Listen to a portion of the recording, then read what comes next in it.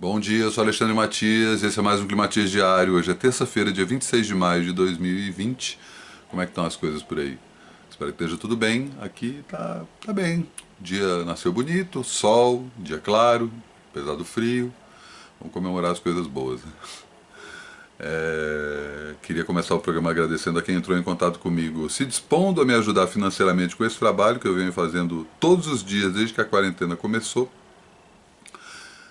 Quem quiser colaborar, manda um salve no trabalho sujo por e-mail @gmail.com. O valor vai da sua consciência. É muito mais importante o gesto de estar querendo colaborar com o meu trabalho do que propriamente a quantia. E essa semana eu consigo resolver o esquema de assinatura contínua. Acredito que esse vai ser o tema do programa de sábado, que é o programa que eu não tenho nenhum convidado e que eu discorro mais livremente sobre vários assuntos. Falar em discorrer livremente, ontem o programa também bateu a meia hora e também caiu na malha fina dos direitos autorais do YouTube. Então vou testar essa malha fina de novo hoje com conteúdo brasileiro e de TV, vamos ver se pega ou não. Né? Vou aos poucos testando isso e também testando formatos aqui no Climatias. Lembrando que quem colabora com o meu trabalho recebe no sábado em primeira mão tanto o programa Bom Saber, e não custa lembrar que o Bom Saber do sábado passado abriu para o público que não paga hoje, nessa terça-feira. Já já estou colocando o link no Trabalho Sujo e já está aberto no YouTube. Se você assina o meu canal e apertou o sininho ali do lado do botão de assinatura, já recebeu a notificação que essa entrevista está no ar. Recomendo que vocês assistam, tá bem legal. E essa semana eu também incluo o Festa Solo nas entregas anteriores do Clube Trabalho Sujo, que é o nome que eu dei para quem está colaborando com o meu trabalho. Eu fiz a segunda edição de fato do Festa Solo nessa segunda-feira.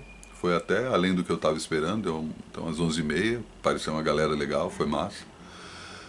Um clima mais tranquilo, assim, como eu falei, o Festa Solo, apesar do nome, não é balada, né? Não é uma coisa só para dançar, embora tenha seus momentos dançandinho. Mas o programa de ontem foi mais introspectivo, mais frio, né? Tinha a ver ali, falamos de comida, eu tomei um chá, alguém lembrou de fazer uma sopa, né? Esse frio é bom para isso, que é uma coisa que frio é bom é para comer, né? E eu comentei uma coisa, até eu falar disso depois com mais detalhe, né? Eu vi num blog, um restaurante português, um negócio chamado Melaço Salgado, que os caras basicamente separam tudo aquilo que a gente vai jogar fora das coisas de vegetal, né, legumes, e vai guardando sempre numa caixinha, num tapué, sei lá, e vai deixando no congelador até que num dado momento você requenta tudo aquilo e faz um caldo, né, um melaço só que salgado.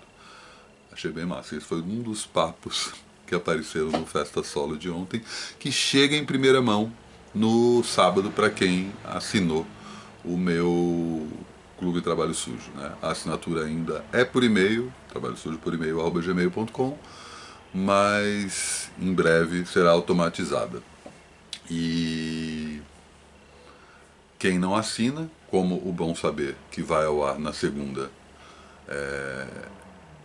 para quem está pagando, e é aberto na terça para quem não está, o Festa Solo também é aberto na segunda que vem, anunciando a próxima Festa Solo. Enquanto a gente estiver de quarentena, eu vou estar discotecando ao vivo, e é basicamente isso que é o Festa Solo, no twitch.tv/trabalho sujo, na próxima segunda. Todas as segundas, 9 horas da noite, estarei lá anunciando, discotecando, conversando, e acredito que na próxima eu consiga conversar melhor. Hoje, a festa de ontem parece que o som deu uma melhorada. Vamos ver se a gente continua melhorando, né? Que esse é o lema, nos próximos programas. Tinha mais um anúncio que eu ia fazer logo agora no começo do programa e eu esqueci. Deixa eu só dar uma dica rápida antes de eu chamar minha convidada de hoje. Ah, sim, exatamente, lembrei. Se você está assistindo esse programa no Instagram, clique no nome do programa, vai aparecer a descrição do programa numa abinha ali, e também tem um link do YouTube, e você vê a íntegra do Climatias, que agora no Instagram vai até os 15 minutos apenas, como sempre ia, só que no YouTube eu estou indo além. Então o programa, se você está vendo no Instagram, ele vai ser interrompido antes dos 15 minutos. No YouTube ele prossegue. Os 2 últimos programas durou mais que meia hora, mas eu não quero me alongar tanto não. E ontem também caí na malha fina de direito autoral do YouTube por conta do clipe do Dylan. Eu vou passar um clipe de TV brasileira hoje, para ver se eu caio ou não caio, mas de qualquer forma eu estou testando também esse encerramento do programa sempre com uma fala de alguém conhecido ou não, mas que tem a ver com o nosso papo. Essas foram as primeiras considerações do programa dessa terça, e a dica que eu estava fazendo e fui interrompido por mim mesmo de não se cobrar tanto em relação ao que se tem que se fazer durante essa quarentena, saca? Não fica... Tem, por um lado, essa cobrança para que se produza ou para que se melhore em várias coisas, faça curso, faça pão, saca? Faça isso, faça aquilo, e parece que quem não está fazendo está completamente alienado, está fora, é preguiçoso, é vagabundo, sei lá. Não se cobra tanto, saca? Cria a sua rotina, vai fazendo isso do seu jeito. Reforço aí a importância de acordar cedo, que eu acho que isso muda tudo, né? Essa coisa de acordar tarde, quando você vê meio-dia, você nem sai da cama ainda. Isso não é legal não, porque a tendência é que você não saia da cama, saca? At all. Então, melhor cuidar disso, e a dica que eu dou é justamente acordar cedo para aproveitar o dia, para fazer outras coisas, não necessariamente para fazer aula de francês ou ler 400 livros, saca? Claro que você pode fazer isso e é muito bom se você puder, mas por outro lado não se cobra, porque no fim das contas a gente está passando por tanta emoção ruim que você gerar mais uma emoção ruim para você é mais complicado, tá? Então vai na manhã. Terça-feira é dia de livro, né? A gente ainda está mantendo esse cronograma, que domingo é filme, segunda é disco, terça é livro, quarta HQ, não, quarta série, quinta internet, sexta HQ, sábado eu vou falar sem rumo.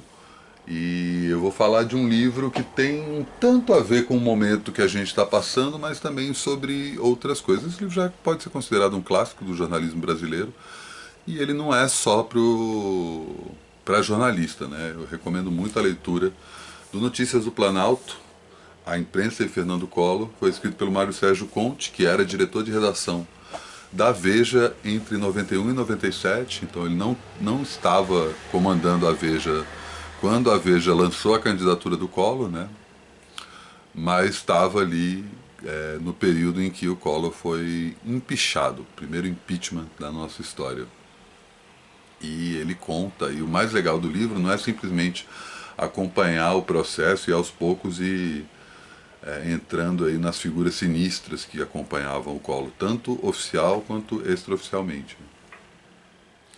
Mas também ele conta a história da imprensa, pelo menos a principal imprensa em atuação no Brasil, ali no começo dos anos 90.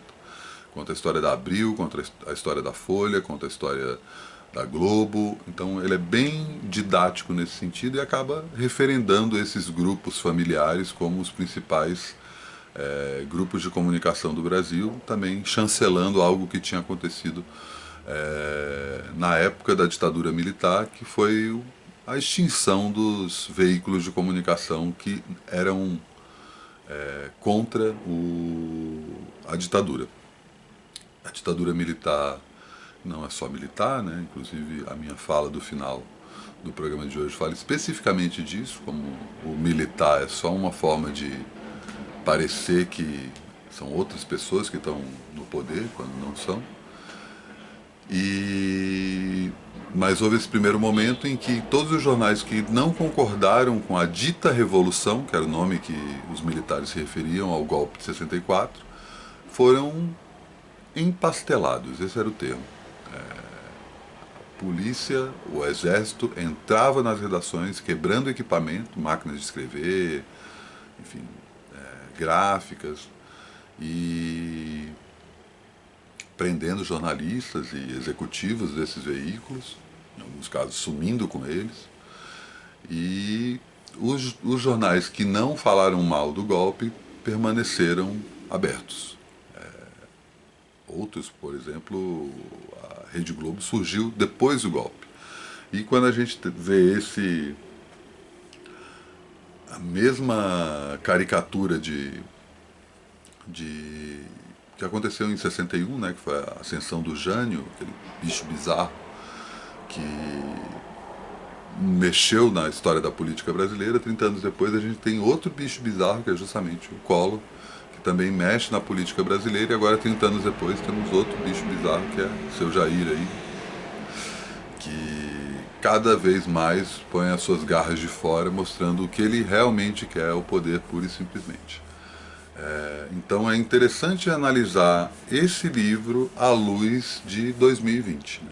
O que a gente está vendo hoje que tem a ver com isso, e quem são os principais players, né? Os principais agentes dessa nova era de poder que a gente está assistindo, né? Espero que não demore muito, e essa nova era começa com o golpe recente, né? Que muita gente ainda prefere chamar só de impeachment, que foi a derrubada da Dilma, e a gente está vivendo esse período trevoso aí desde 2014 pelo menos, com personagens que estão no livro do Conte, né? Alguns continuam aí à ativa, outros morreram, outros caíram na obscuridade, mas muitos ainda estão aí. É uma história muito recente, vale a pena mergulhar nisso. É um calhamaço, quantas páginas?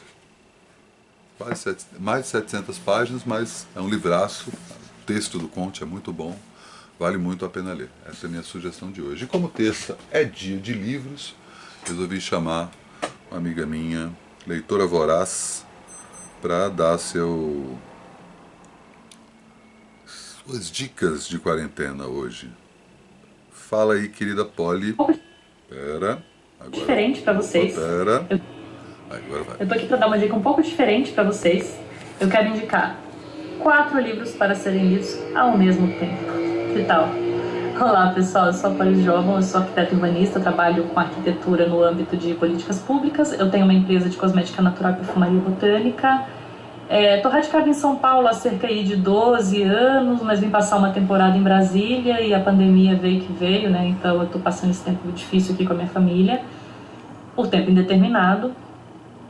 Pois bem, eu sou considerada por muitas pessoas uma leitora voraz, né? De fato, nesse ano, nesses 5 primeiros meses do ano, já li 17 livros, tem livro de 600 páginas, tem livro de 80 páginas, então dá pra ter uma média por aí, né? E eu vou compartilhar com vocês o que eu acredito que seja o meu segredo para conseguir ler tanto. Eu leio sempre mais de um livro ao mesmo tempo. Porque eu acho que a gente não está, né, o tempo todo com o mesmo estado de espírito. A gente não está precisando sempre da mesma coisa. Cada momento, dia, horário, humor, ele pede um tipo de leitura. E às vezes os livros, eles têm pontos de inflexão, né? O livro fica chato. Às vezes o livro, empaca. E daí você, você para por isso, às vezes você começa a evitar a leitura por isso. Então, quando você tem outras leituras para onde correr, você também sabe quando poder voltar para eles. Falar, não, então acho que agora eu posso encarar aquilo ali. E nós somos pessoas muito complexas, né? Muito multifacetadas. Então, a vida, assim como ela acontece toda ao mesmo tempo, eu acho que a gente tem que estar ali com aquele aparato de várias leituras para nos socorrer em cada momento ali. Eu dividi os temas, eu tô sempre lendo, eu peguei 4 macro temas que para mim são os importantes, assim, e eu tô sempre tentando ler um livro desse macro tema. São eles. Eu pego sempre um livro para me tirar da realidade. Então, literatura, poesia, aquela coisa bem fantasia mesmo, assim, para esquecer da minha vida. O segundo macro tema, eu pego sempre um livro para me trazer para a realidade. Então, história, antropologia, filosofia, sociologia, né, eles estão todos aí para isso. Um livro sempre, um livro técnico relacionado à minha profissão, porque enfim, a gente tem que ganhar dinheiro, tem que viver e tem que se sobressair aí nesse mundão difícil demais, né? Então, tô sempre lendo um livro ligado à arquitetura, química, perfumaria, e não só isso, assim, isso aí a gente explode, né? Ah, vamos pro marketing, vamos pro, enfim, né? Tudo, então sempre o que eu chamo do macrotema técnico.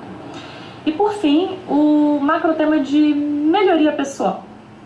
Daí, gente, pode entrar tudo, assim. Educação financeira, comportamento, psicologia, autoajuda, religião, enfim, a gente precisa disso, né? Então, na hora que você senta, assim, olha, se você sentar e um desses não funcionar, sei lá, acho que você escolheu mal, volta para a primeira casa e escolhe tudo de novo. Vai ter que funcionar. Ou faz como eu já fiz, eu já li, já aconteceu de ler 15 livros ao mesmo tempo, é uma maravilha quando você termina, né? Você pode demorar, mas na hora que você começa a terminar, isso aconteceu em janeiro desse ano. Na primeira semana de janeiro eu terminei 5 livros, então foi pra conta, né? Foi uma pedalada literária, assim, eu já tinha terminado, então, enfim, é verdade. Vamos aos livros em si. O livro que eu sugiro para tirar da realidade é a Tetralogia Napolitana da Helena Ferrante. O livro 1 é o Amiga Genial. Essa série, ela conta, né, essa série de livros, ela conta a história de uma amizade de uma vida inteira entre duas mulheres. E eles passam no sul da Itália, né? Estamos em Nápoles, então vocês esperem de tudo, esperem assim, um realismo nas relações entre as pessoas, muita treta, complexidade, problemas que só pioram, uma máfia italiana de fundo de quintal, é maravilhoso, assim, você vai esquecer da vida, vai esquecer de comer, se tiver alguém do seu lado, a pessoa vai achar que você foi abduzida pelo livro. De fato, eu li essas 1.500 páginas aí em 3 meses, lendo outras coisas ao mesmo tempo, mas foi meio assim, né? Bem loucura mesmo.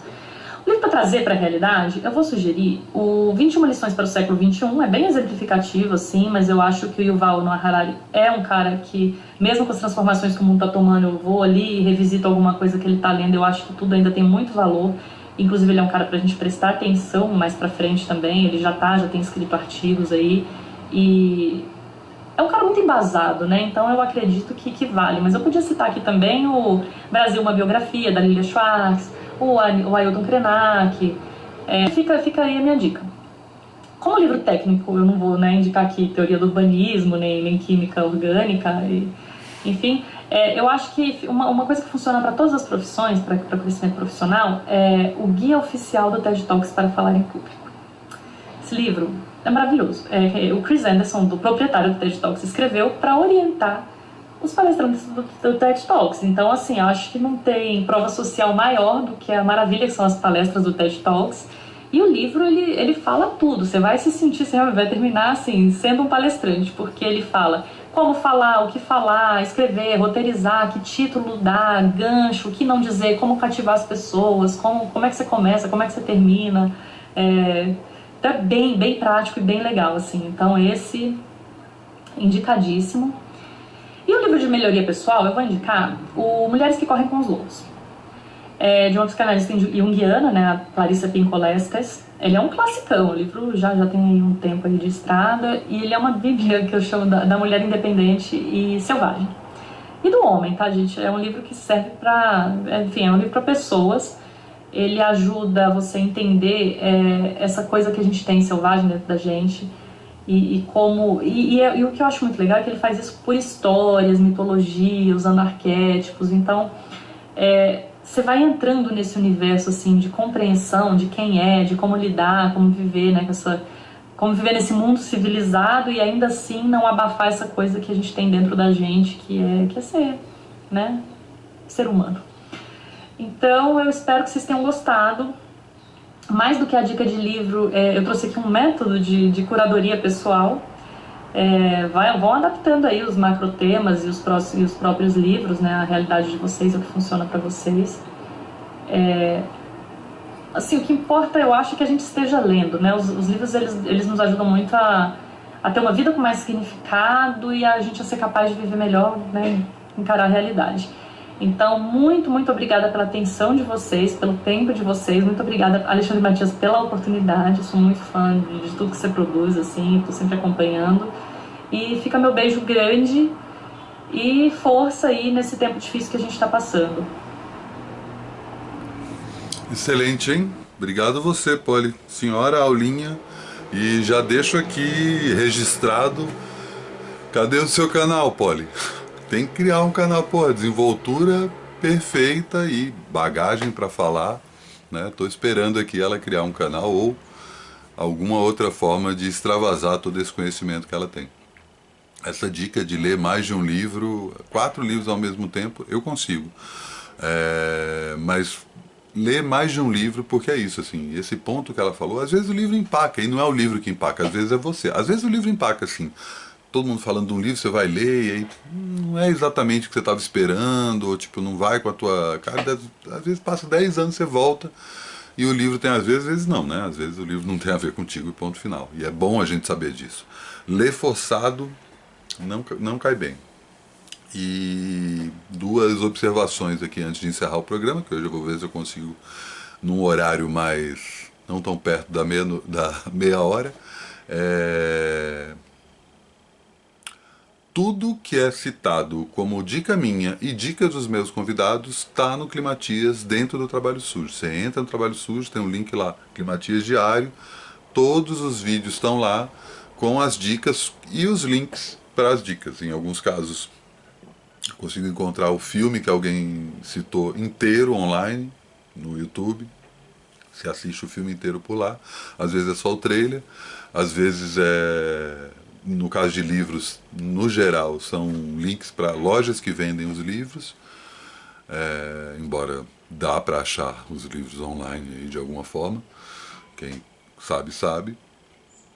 E quem foi que comentou? Alguém comentou no YouTube que no YouTube não, um comentário do YouTube, que a caixa do Mário de Andrade, das missões, que o Cobelo indicou domingo passado, não é fácil de achar. E o próprio Cobelo me indicou os links para ouvir os 6 CDs das gravações que o Mário de Andrade fez no interior, principalmente do Brasil, mas principalmente do Nordeste, mas tem coisa de Minas Gerais também, com canções e ritos musicais populares.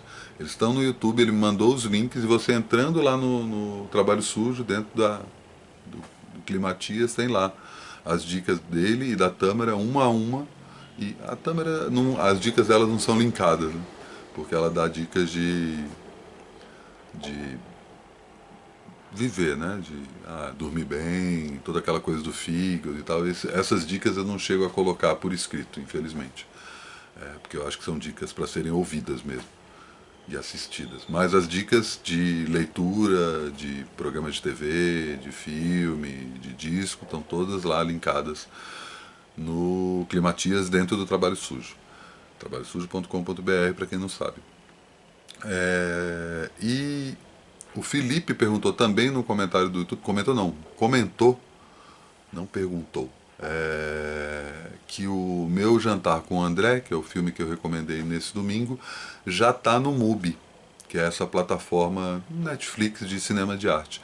Eles têm um sistema que eles deixam o filme em cartaz só durante um mês, mas durante a quarentena eles abriram todo o catálogo, então fica essa dica também para quem quiser experimentar o MUBI, que eles permitem inclusive o primeiro mês gratuito, pelo menos permitiam, e um cardápio fantástico, assim, fantástico, vale muito a pena sacar. Vou encerrar o programa de hoje com um mestre brasileiro,